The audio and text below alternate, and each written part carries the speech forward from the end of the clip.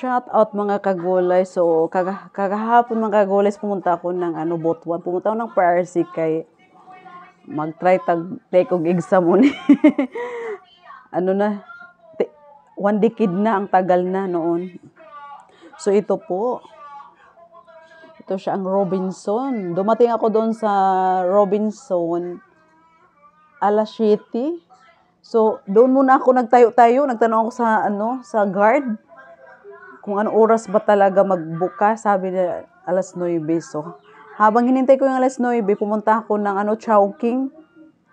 Yan, pumasok ako sa Chowking. So, nag-order ako ng breakfast ko na chowpan.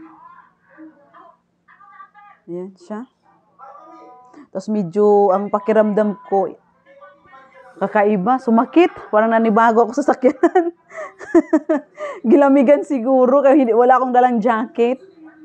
So yan, naisip ko, mag-coffee na lang yan. Sus, ang coffee sa Chowking mga kagulay, sabi ko medyo hindi yata okay ang lasa.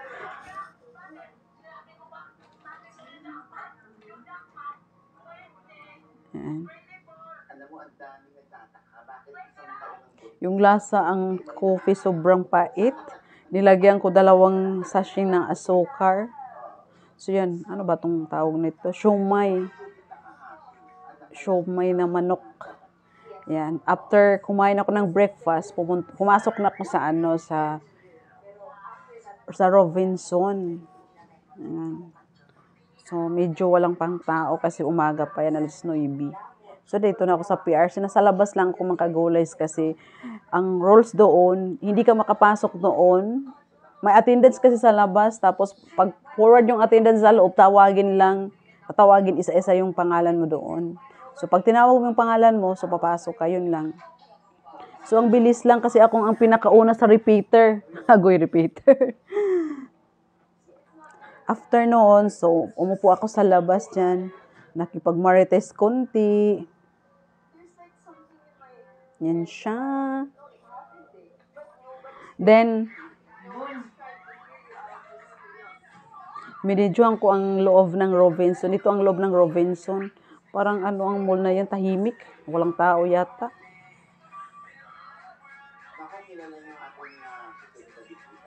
Bilang pa kami tao sa loob.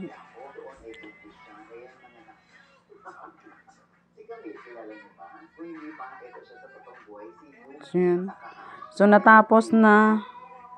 Lumabas na kami. So may kasama na ako dyan. So, while nakaupo ko sa upuan, may nakilala ako, taga Siargao sila. Nandiyan, ate, sabay na lang tayo uwi, papuntang Surigao. Kaya nag-band kami 4. Then sabay din kami kumain, pumunta kami ng Mang Inasal. Yan siya lang, nilakad lang namin pumuntang Mang Inasal. Gutom na yan sila, in fairness ha. Kasi kumain sila hindi sila kumain ng breakfast, diretso na, alauna kami kumain ng lunch na, kumbaga breakfast with lunch na yun. Yun, nilakad namin papuntang Mang Inasal. Kasi maganda man sa Mang Inasal kasi only rice man.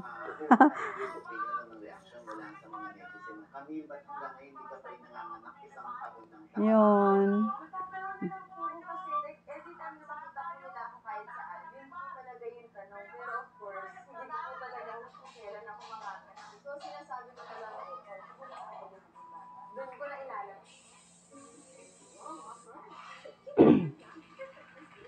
Yun, nandyan na. Yan, ang in-order ko, ano ba tawag nitong in-order ko?